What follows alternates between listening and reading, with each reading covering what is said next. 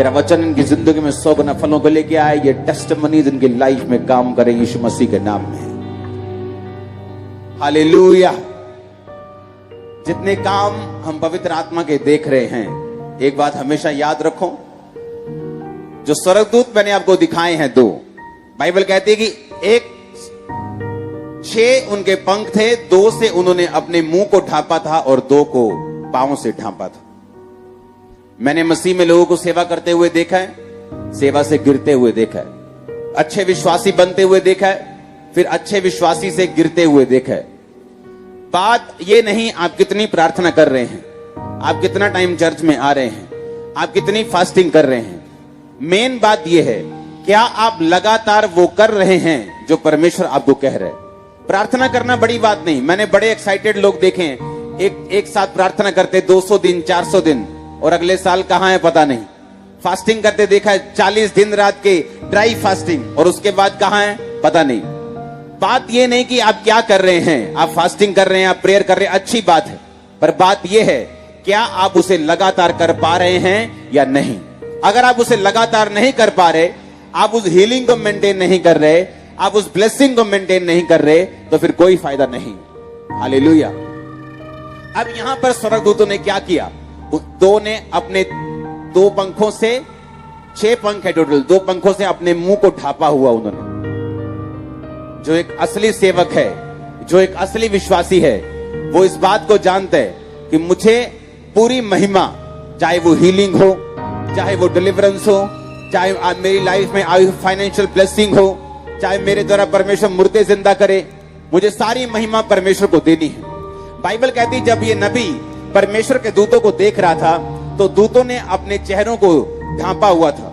इसका मतलब ये था कि वो दूत ये नहीं चाहते थे कि ये नबी हमारे चेहरे को देखकर ये कहे कि वाओ ये कितना सुंदर है। वो दूत ये नहीं चाहते थे कि परमेश्वर की हुजूरी में कोई हमारे चेहरे की महिमा करे, या हमसे ये कहे, या मुझे परमेश्वर के साथ कंपेयर करे कि वाओ परमेश्वर ने देखो कितने सुंदर स्वर्गदूत बनाए, देखो ये परमेश्वर की तरह लग रहा है। इसलिए स्वर्गदूतों ने कि वो मुझसे परमेश्वर को कंपेयर ना करे, अपने मुंह को ढांप लिया। आज दुख होता है जब मैंने लोगों को कमेंट करते हुए सुना, क्या हुआ तुम्हें, अच्छा तुम मुर्दा हो, अच्छा मेरी चर्च में आना, प्रभु तुझे हील, अच्छा तुम्हारे क्या है, तुम कैंसर है, मेरी चर्च में, मेरी चर्च, मेरे अलावा और किसी के चर्च में मत जाना। ये एक ऐसा घमंड है जिसने बड़ों बड़ों को खत्म कर दिया। मेरी चर्च।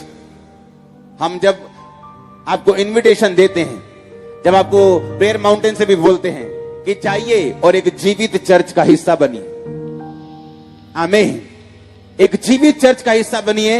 दुनिया में जहां भी रहिए एक जीवित चर्च का हिस्सा बनिए। ऐसी चर्च कभी मत जाइए जहां उन दोनों पंखों को ऊपर कर दिया गया हो और ये बोला गया हो अगर हीलिंग चाहिए, आज मैं भी बोल सकता हूं, अगर मुर्दा जिंदा करना है, अगर तुमको बड़ी हीलिंग लेनी है, अगर जेन्युइन हीलिंग, सबसे बड़ी हीलिंग लेनी है, तो ये चर्च में आओ।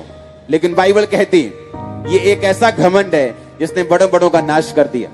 उन्होंने दोनों अपने चेहरों को ढांपा हुआ था कि मेरे साथ कोई भी परमेश्वर को कंपेयर ना करे, मेरे साथ परमेश्वर की कोई भी कंपेयर ना करे, मेरे साथ परमेश्वर को कोई भी सामने ना रखे, तुलना ना करे मेरे साथ परमेश्वर की। इसलिए उन्होंने चेहरे को ढांपा हुआ था, पैरों को ढांपा हुआ था, इसलिए कि वो एक मैसेज दे रहे थे। यीशु मसीह ने कहा अगर तू बपतिस्मा ले चुका है, तू नहा चुका है, तुझे रोज अपने पांव धोने हैं, यानी कि अपनी चाल को शुद्ध करना। अगर तू बपतिस्मा ले चुका है तो पतरस कहता मुझे फिर से नहला दे। परमेश्वर कहता जो नहा चुका, यानी जो बपतिस्मा ले चुका, उसे फिर से नहाने की जरूरत नहीं, उसे फिर से बपतिस्मा लेने की जरूरत नहीं। कोई गलती हो जाए, कोई गुनाह हो जाए, फिर से पानी में डुबकी लेने की जरूरत नहीं, बल्कि अपने पांव को धोने की जरूरत है, बल्कि अपने पांव को, अपने जीवन को, अपनी चाल को उसे शुद्ध करने की जरूरत है। अगर तुम अपनी चाल को शुद्ध कर लोगे, परमेश्वर ने कहा, तो तुम शुद्ध हो, पर तुम सब के सब नहीं, क्योंकि वो यहूदा इस्करियोती के बारे में बात कर रहा था। हालेलुया। हम अपनी लाइफ में ये बात हमने ध्यान से देखना है कि उनके 2 हाथ उनके मुंह पर इसलिए थे ताकि उनके किसी के साथ भी परमेश्वर के साथ उनका कंपैरिजन ना किया जाए। उनके 2 हाथ उनके पांव पर इसलिए थे ताकि वो चाल चल सके, और उनके 2 हाथ उनके उड़ने के लिए थे, वो इस बात का संकेत था। और वो बोल रहे थे, पवित्र पवित्र पवित्र सेनाओं का यहोवा। उन्होंने ये नहीं कहा प्रेमी प्रेमी प्रेमी, उन्होंने ये नहीं कहा कि शांति शांति शांति। हम प्रेम का प्रचार करें, अच्छी बात, शांति का प्रचार करें, यह भी अच्छी बात, लेकिन जो सबसे बड़ा गुण परमेश्वर में है वो है पवित्र पवित्र पवित्र। बाइबल कहती है वो चीख कर पुकार पुकार कर कह रहे थे, पवित्र पवित्र पवित्र सेनाओं का यहोवा, पवित्र है सेनाओं का यहोवा। वो पवित्रता ही मेंटेन करने के लिए शमूएल ने सारी उम्र चर्च से कुछ नहीं लिया। वो अपने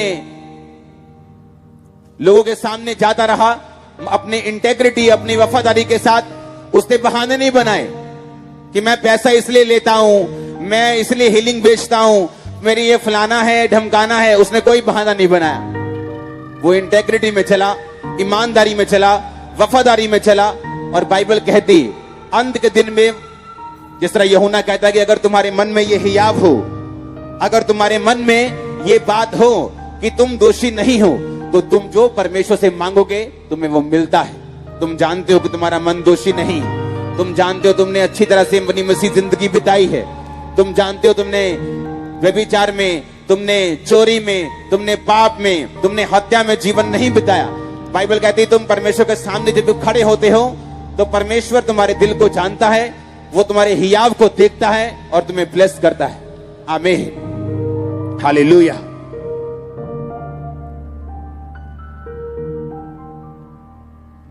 अपने होंठ को खोल के बोलो हालेलुया, ऊंची ऊंची आवाज से बोलो हालेलुया।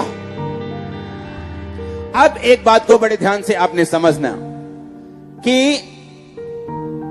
एक ऐसी लाइफ जिसमें परमानेंट ब्लेसिंग हो, जो ब्लेसिंग बिगड़े ना, जो ब्लेसिंग हटे ना, जो ब्लेसिंग शैतान खराब ना कर सके। एक बात मैं आपको शैतान की बताता हूं, शैतान बहुत ही पेशेंस वाला है, उसके पास बहुत पेशेंस है। वो धीरे स्लोली आपकी लाइफ में काम करता है। उसके काम करने का तरीका आपके दिल और दिमाग के ऊपर विचारों को, वचनों को, तर्कों को छोड़ना है।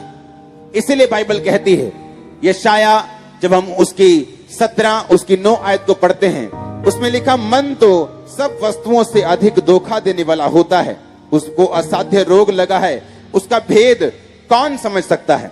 नीति वचन 4 उसकी 23 आयत में लिखा है, सबसे अधिक अपने मन की रक्षा कर, क्योंकि जीवन का मूल स्रोत वही है। हालेलुया। सबसे अधिक किसकी रक्षा कर? अपने मन की। यिर्मयाह भी यही कहता कि मन तो सब वस्तुओं से अधिक धोखा देने वाला है। अब आपको यह बात समझनी है, शैतान का बैटलफील्ड, उसका लड़ने का स्थान आसमान नहीं, आपका दिल है, आपका मन है, जिसमें वो अपने विचारों के, अपनी चीजों के साथ, अपने तीरों के साथ आपके दिल में वो छोड़ता है। और फिर वो देखता है कि आप उस पर क्या रिएक्शन करते हो, आप शैतान के द्वारा डाले गए विचारों को किस तरह से सोचते हो, आपने क्या स्टेप लिया, आपका रिएक्शन क्या था, शैतान की सोच आने के बाद आपने अपनी जिंदगी में क्या किया, वो देखता है। हालेलुया। अब बाइबल कहती है उसको असाध्य रोग लगा है, मन को। सबसे अधिक अपने मन की रक्षा कर, अपनी प्रॉपर्टी की नहीं, अपने परिवार की नहीं। उसने कहा सबसे अधिक अगर रक्षा करनी है तो अपने मन की कर। क्यों? क्योंकि उसी मन में शैतान आएगा। और शैतान क्या है? वो पेशेंस वाला है। वो जानता है, वो एकदम से जल्दी नहीं सोचता कि सब कुछ हो जाए। एक व्यक्ति को गिराने के लिए वो धीरे धीरे धीरे धीरे अपनी चीजों को इंट्रोड्यूस करता है कि नहीं, ये पाप नहीं है, थोड़ी सी पीना पाप नहीं है, थोड़ी सी कमीशनखोरी पाप नहीं है, थोड़ी सी चोरी पाप नहीं है, ये थोड़ा सा ये पाप नहीं है, ये थोड़ी सी फ्रेंडशिप पाप नहीं है, ये थोड़ा सा। धीरे धीरे धीरे वो एकदम से आपको नहीं गिराता, डे बाय डे वो आपको इंट्रोड्यूस करता है अपनी चीजों के साथ। बाइबल कहती है जब उसने हवा को गिराया, एकदम से नहीं गिराया, एकदम से वो हवा के सामने प्रकट नहीं हो गया कि हवा आज तुझे मेरी बात सुननी है, ये फल खाना है। वो रोज उसके पास जाता था, रोज धीरे धीरे, कि ये परमेश्वर जो कर रहा है ना, ये वाली चीज इतनी अच्छी नहीं। अगर परमेश्वर होता ना तो ऐसा नहीं होता। अगर परमेश्वर सच्चा होता, अगर परमेश्वर ये होता, क्वेश्चन के साथ और अपनी चीजों के साथ वो रोज आपके दिमाग में आने की कोशिश करता है। और एक बात, शैतान बहुत पेशेंस रखता है, बहुत पेशेंस रखता है।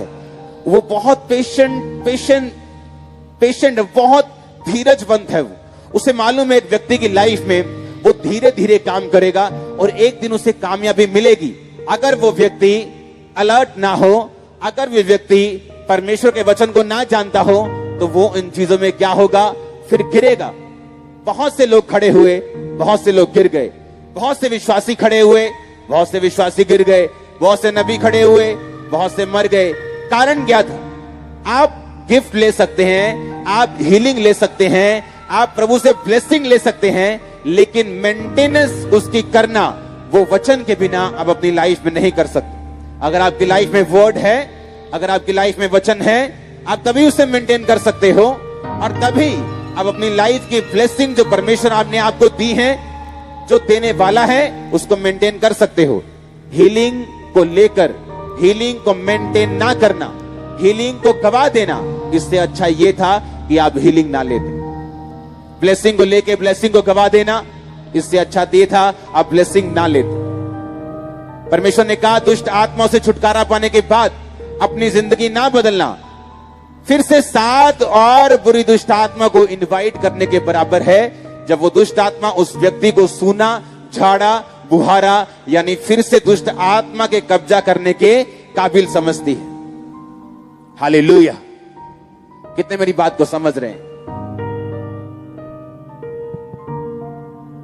अपने पड़ोसी को बोलो ध्यान से सुन, और अपने जीवन को बिना घमंड और पवित्रताई के चला। फिर से बोलो अपने पड़ोसी को।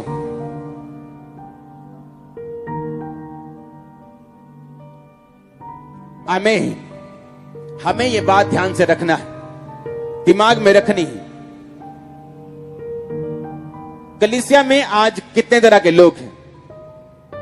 जिस तरह दाऊद और गोलियत लड़ा, तो जैसे दाऊद के जैसे अनॉइंटेड पर अनप्रोफेशनल, दूसरा शाउल के जैसे एक्स अनॉइंटेड जो कभी अनॉइंटेड थे, तीसरा शाउल की आर्मी की तरह प्रोफेशनल तो हैं पर अनॉइंटेड नहीं, चौथा गोलियत की तरह जो एंटी अनॉइंटेड हैं, जो मसीह के खिलाफ चलते हैं। बाइबल कहती है कि जब दाऊद अपने पिता की ओर से खाना लेके आया अपने भाइयों को देने के लिए, और जब उसने सुना कि गोलियत इजराइल की सेना को गालियां निकाल रहा है और परमेश्वर के नाम को कोस रहा है, उसने कहा तुम लोगों की गैरत कहां पे है, तुम इसको मार नहीं सकते क्या? लेकिन जो एक्स अनॉइंटेड था, क्योंकि वो अभिषेक शाउल पर से उठ चुका था, वो भी डर रहा था। जो प्रोफेशनल लोग थे वो भी डर रहे थे, उसकी आर्मी प्रोफेशनल थी, अनॉइंटेड नहीं थी, वो भी डर रही थी। लेकिन दाऊद जो था वो प्रोफेशनल नहीं था। जब परमेश्वर आपको मसा करता है, वो आपको जब अनॉइंट करता है, जब वो आपको अपनी ताकत देता है गोलियत को मारने के लिए, वो नहीं देखता कि कौन से प्रोफेशनल, कौन से एक्स अनॉइंटेड, कौन से लोग आपके सामने खड़े हैं। जब वो आपको ऊंचा करने पे आता है, वो आपको करता है अगर आपकी लाइफ में ये अभिषेक हो तो। अब अगर दाऊद की जिंदगी आप ध्यान से देखें, वो भी इसी तरह का इंसान था। परमेश्वर पे भरोसा रखने वाला, अपनी महिमा ना करने वाला, अपने पाप के बहाने ना बनाने वाला, सारी महिमा, इज्जत और जलाल परमेश्वर को देने वाला, अपनी जिंदगी को शुद्धता से रखने वाला वो दाऊद था। जब उसने पाप किया, उसकी हड्डियों में बेचैनी आई, बीमारियां आई, मुसीबतें आई। एक भी बार उसने प्रभु से नहीं कहा कि परमेश्वर मेरी बीमारी को दूर कर, मेरी मुसीबत को दूर कर। उसने कहा परमेश्वर मुझे शुद्ध कर, मुझे फिर से आत्मा दे, अपनी आत्मा को मुझसे अलग न कर, अपना उद्धार मुझे फिर से दे, उदार आत्मा दे के मुझे संभाल, ताकि मैं पापियों को तेरा मार्ग सिखा सकूं। दाऊद को यह बात मालूम थी, ये उसका सीक्रेट था कि शुद्धता में चलना, पवित्रताई में चलना, ये मेरी लाइफ का सीक्रेट है। आमीन। बाइबल कहती है जब परमेश्वर आपसे कांटेक्ट करता है, वो आपकी आत्मा के जरिए करता है, वो आपकी आत्मा से बात करता है। जब वो आपकी आत्मा से बात करता है, आपकी अगुवाई करता है, आपको मालूम होता है मुझे क्या करना है, अपने बच्चे के लिए क्या करना है, मुझे अपने फाइनेंस के लिए कैसे चलना है, मुझे अपनी सेवकाई को कैसे चलाना है, मुझे अपने सिस्टम को कैसे चलाना है। परमेश्वर इस तरह से आपकी लाइफ में आपकी आत्मा से बात करके आपकी अगुवाई करते हैं।